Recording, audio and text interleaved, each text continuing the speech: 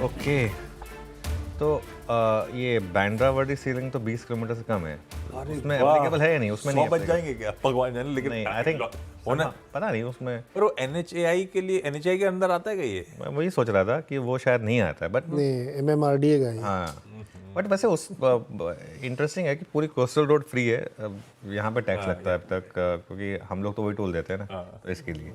चलिए खैर, एनीवे अब क्यूज़ पर आते हैं। अच्छा, मैंने ना आज क्या किया है, मैं 3 तरीके के क्यूज़ आज डिसाइड किए। एक जो आज के क्यूज़ हैं, ठीक है। एक थोड़े से मीडियम टर्म के क्यूज़, और एक थोड़े से लॉन्गर टर्म के क्यूज़। आज का क्यू तो हम डिस्कस कर चुके हैं। सबसे बड़ा क्यू भारत के लिए बड़ा पॉजिटिव है वो, और वो है क्रूड, और इसमें एक चाइना फैक्टर जोड़ रहे हैं हम।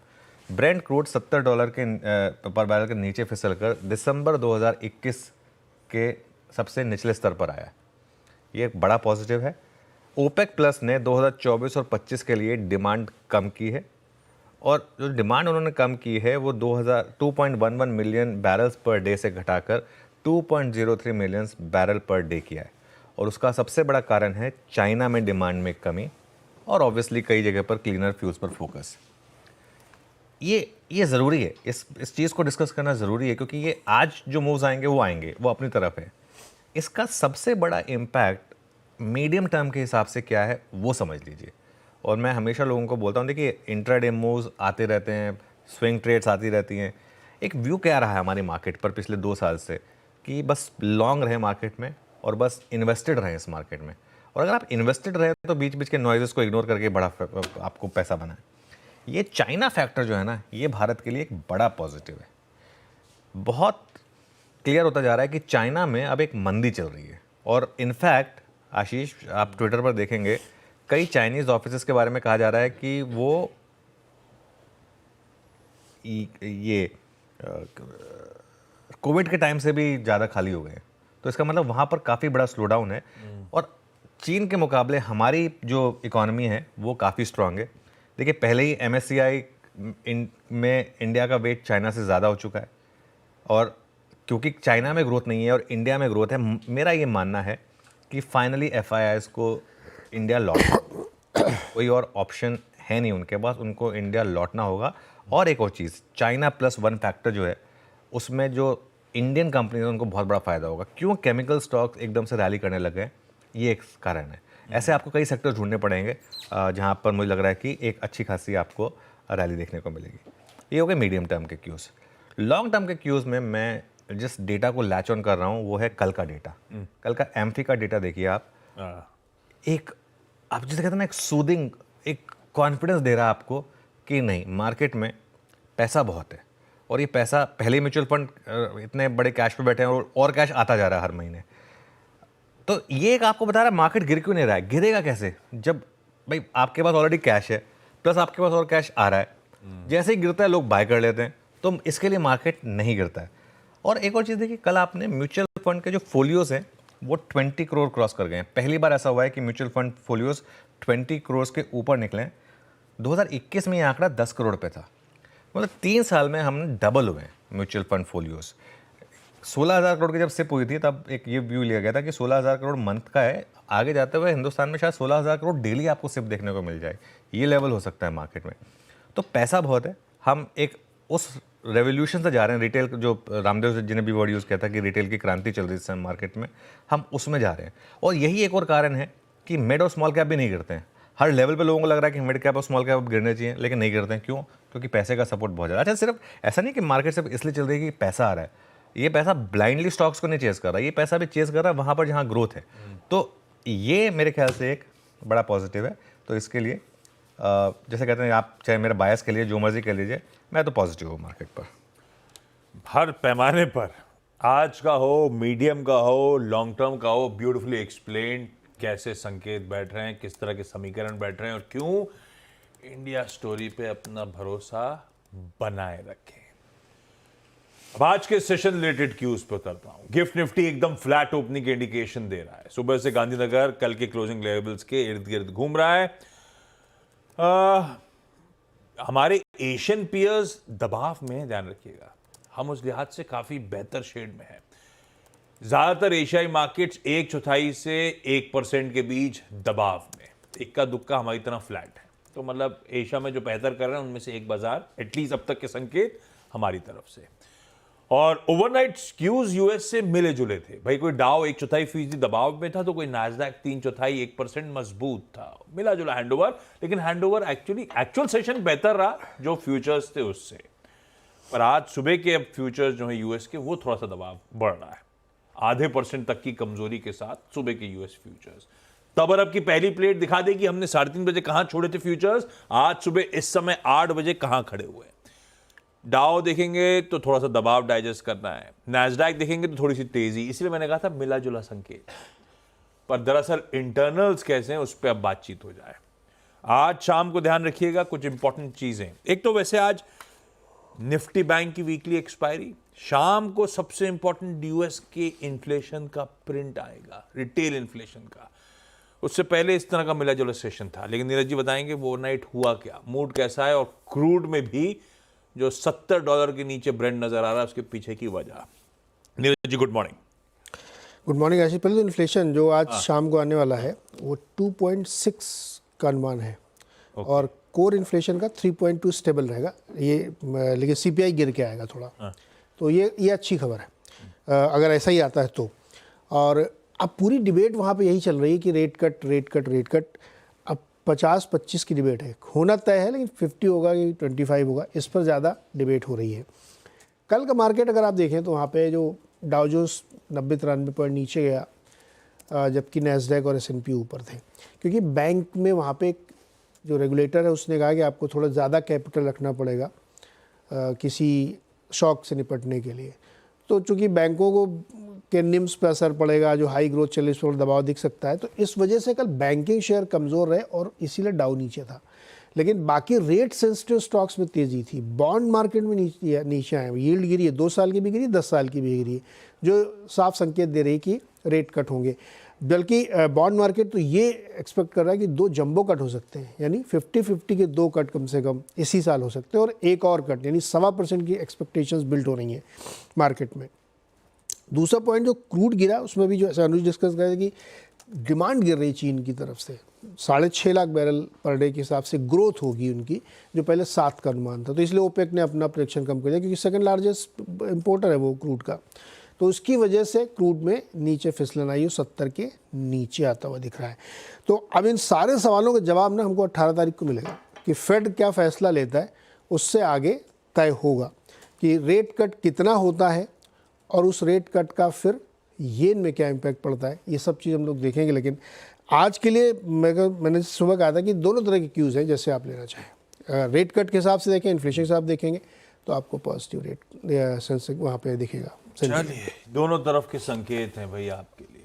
मैं ऐसे टटोल रहा था, अब तक वर्डिक्ट नहीं आया ट्रम्प वर्सेस हैरिस वाले उस डिबेट का। कुछ मिला क्या? देख रहा था, मैं डिबेट देख रहा था, और अगर मुझे जो डिबेट में से दिक्कत आ रहा था कि कमला हैरिस वाज विनिंग, और कमला हैरिस बहुत एक शांत और काफ़ी सदे हुए, अगर थोड़ी सी फुटेज उसकी अगर चला सकते हैं तो एकदम शांत और सदे हुए तरीके से जवाब दे रही थी।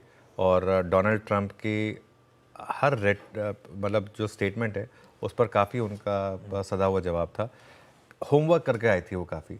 आई थिंक जो पिछली डिबेट हुई थी जिसके बाद जो बाइडन को बेसिकली पीछे हटना पड़ा था, उसके मुकाबले कंपैरेटिवली काफ़ी बेटर थी।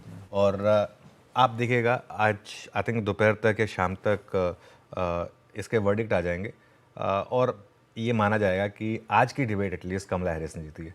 और अगर ऐसा है, कमला हैरिस ने वाकई में अगर वो डिबेट जीती, जितना जैसे मैं कह रहा था कि अभी चल रही है डिबेट, वैसे मेरे ख्याल से 8 बजे तक होनी थी, 6:30 से 8 90 मिनट। तो थोड़ा लाइव फुटेज रख दीजिए। कुछ है क्या लाइव फुटेज? हाँ, तो मुझे जो सुनने में आ रहा है, मतलब जो मेरा फीडबैक है, मैं तो आज सुबह आया था। आज एक्चुअली मैं थोड़ा सा ये इस चक्कर में बिग स्टॉक भी थोड़ा लेट हो गया उस चक्कर में, क्योंकि मैं काफ़ी डिबेट सुनने लग गया था मैं उस चक्कर में। तो इसके लिए तो डिबेट जो मुझे लग रहा है कि ये कमला हैरिस के फेवर में जा रही थी। अब पिछले 15-20 मिनट में क्या हुआ वो पता नहीं, क्योंकि उसके बाद मैं शो की तैयारी में आ गया था। लेकिन यूएस मार्केट के लिए ये एक इम्पॉर्टेंट चीज़ है, क्योंकि यूएस मार्केट चाहती है कि भाई ये ट्रम्प जीतें, ठीक है, क्योंकि वो मार्केट के लिए पॉजिटिव है। लेकिन आज शाम को पता चल जाएगा यूएस मार्केट इस तरीके से बिहेव करता है। टैक्स कट्स की बात फिर कर रहे हैं ट्रम्प साहब। वैसे जब मैंने मैंने 6:30 शुरू हुआ था तब देखा था वाला पार्ट, तो टैक्स कट वाली बहुत प्रॉब्लम डिबेट चल रही थी। खैर ये वर्डिक्ट थोड़ी देर में आ जाएगा, बेटिंग मार्केट सारा खुलासा कर ही देगा। खैर ये वहाँ का डिबेट इस समय अंडर हुए है, शायद वो लाइव विजुअल्स अभी भी चल ही रहे हैं। अब आइए आज के सेटअप पे, उसके बाद चलेंगे निफ्टी बैंक के अप्रोच। हैंड ओवर मिला जुला है, जैसा आपको चाहिए, तेजी वाला क्यों मंदी वाला क्यों, दोनों मिल रहे हैं यूएस से। पर कल का session actually back to back second straight session हो गया। भारतीय बाजारों में थोड़ा बहुत रिकवरी का ट्रेड अब फाइनली प्ले आउट हो रहा है। वो 750 से जो घूमे थे, अब हम 25,000 के ऊपर के शेड्स पे वो रिक्लेम कर गए 25,000 को।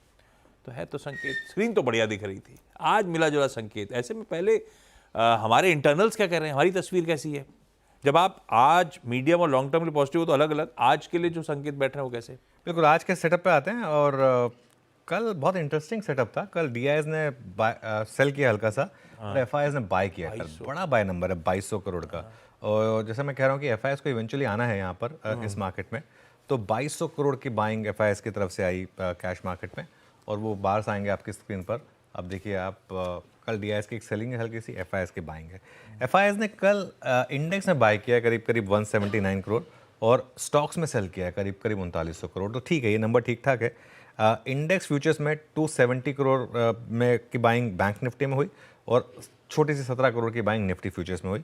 और ट्रेंड आएगा आपकी स्क्रीन पर। वैसे ट्रेंड कुछ है नहीं इंडेक्स फ्यूचर्स में, मुझे समझ में नहीं आ रहा है एफआईएस कर क्या रहे हैं, क्योंकि एक कभी बाय कभी सेल, बहुत ज़्यादा ऑल ओवर द प्लेस है ये। इवन लॉन्ग शॉट भी अगर आप देखेंगे तो कल कोई बहुत ज़्यादा चेंजेस नहीं है। 1300 लॉन्ग बढ़े और 370 के करीब शॉर्ट कटे। और लॉन्ग शॉर्ट की जहाँ तक बात है तो वो ग्राफ जो है वो एकदम स्टेबल है, कोई मूव नहीं है इसमें। और 70% थे हम, अब 64% पर हैं। 1,57,000 लॉन्ग कॉन्ट्रैक्ट पर हैं, तो वो भी कल के जितना ही है। इंडेक्स ऑप्शंस के अगर आप चेंजेस देखेंगे तो वहाँ पर भी कुछ बहुत ज़्यादा है नहीं। कॉल्स में कल पोजीशन अनवाइंड हुई है, पुट्स में कल पोजीशन ऐड हुई है। तो एक मार्केट पे एक शायद एक, क्योंकि आज बैंक निफ्टी कल निफ्टी की एक्सपायरी है, शायद एक ऑप्शन राइटर्स एक जोन को में रखने की तैयारी कर रहे हैं मार्केट को, ये आपको सेटअप बता रहा है। अच्छा, सेटअप में मैं आज एक चीज़ जोड़ रहा हूँ, कुछ इंडिविजुअल स्टॉक्स जहाँ पर इंटरेस्टिंग प्राइस एक्शन आपको देखने को मिला। पहले तो देखते हैं जहाँ पर लॉन्ग बने। डिवीज लैब्स और सिंजीन, ये दो स्टॉक्स हैं जहाँ पर मैसिव लॉन्ग बिल्डअप हुआ, खासतौर से डिवीज लैब्स कल का स्टॉक ऑफ द डे था। शॉर्ट्स कहाँ बने आशीष? कल पीएफसी और आरईसी में, दोनों में अच्छा खासा ओपन इंटरेस्ट था और स्टॉक प्राइस में काफ़ी बड़ी डिक्लाइन थी। शॉर्ट कवरिंग कहाँ हुई? टाटा पावर में बड़ी शॉर्ट कवरिंग थी कल, 6.5% का ओपन इंटरेस्ट कम हुआ और 6.5% ही स्टॉक ऊपर था। और ग्रैन्यूल्स में भी काफ़ी कल शॉर्ट कवरिंग थी। और long unwinding obviously insurance stocks में हुई थी कल। ये सबको पता ही था कि कल इनमें प्रॉब्लम आएगी। इंडिया विक्स 6.5% नीचे था। पुटकॉल रेशियो 1.07 पर है, तो पुटकॉल रेशियो अभी भी एलिवेटेड या ओवरबॉट नहीं है। तो कुल मिलाकर सेटअप जो है वो पॉजिटिव है। बैन में भी कोई अपडेट नहीं है, ना कोई इन ना कोई आउट। वो जो एग्जिस्टिंग लिस्ट है बैन में वो बरकरार है एफएनओ बैन की। तो इसके लिए सेटअप जो है वो न्यूट्रल। सेटअप न्यूट्रल, ग्लोब भी न्यूट्रल, क्योंकि दोनों तरफ के संकेत नजर आ रहे थे।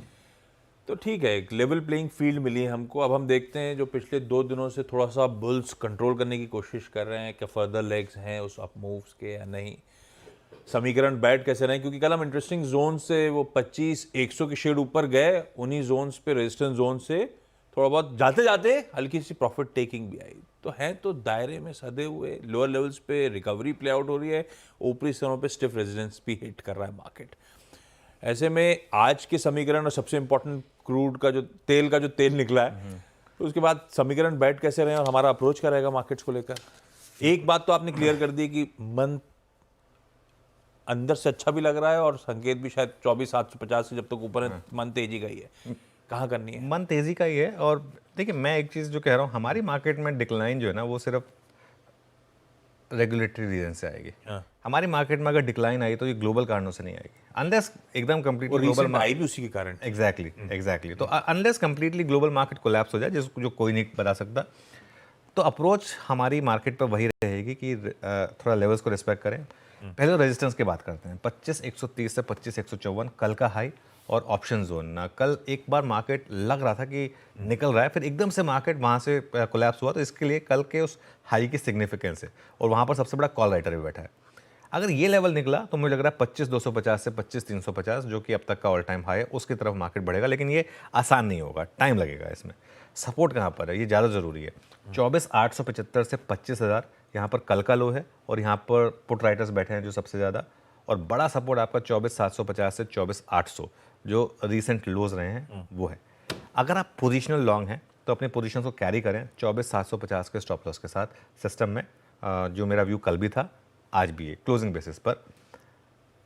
सबसे टफ पार्ट अब इंट्राडे में क्या करें।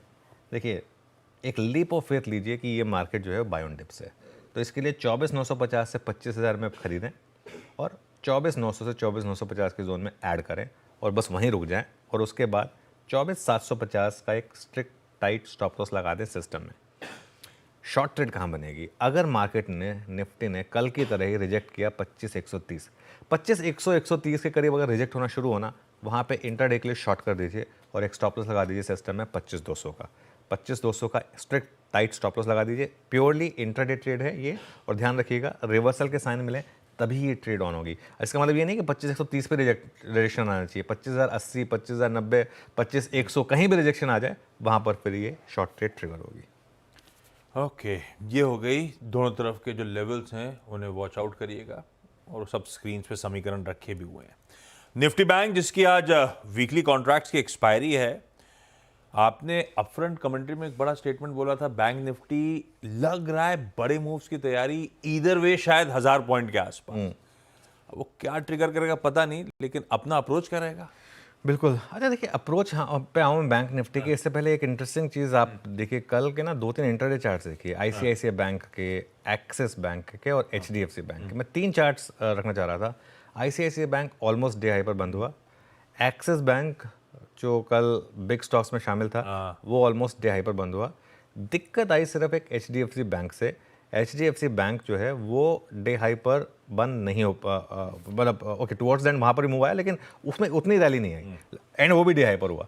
बैंक निफ्टी के समीकरण अच्छे बन रहे हैं मेरे ख्याल से। बस बैंक निफ्टी में एक चीज़ है, एक तो वीकली एक्सपायरी है कल, सॉरी आज, और 2 दिन से हम एक ही नंबर पर आकर रुक रहे हैं, 51,350 से 51,400।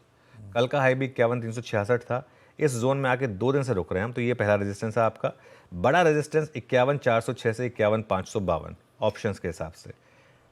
51,552 के ऊपर अगर आप निकले तो बैंक निफ्टी 52,000 तक जा सकता है। अगर इस लेवल को आपने क्रॉस किया तो 52,000 पॉसिबल है बैंक निफ्टी में। सपोर्ट कहाँ मिलेगा आपको, पहला सपोर्ट 50,950 से 51,050 जो ऑप्शंस के हिसाब से, और उसके बाद बड़ा सपोर्ट आपका 50,400 से 50,500 रीसेंट लोज। देखिए, स्क्रीन को देखिए, रिस्पेक्ट करिए, ऑप्शन राइटर्स के जोन को रिस्पेक्ट करिए।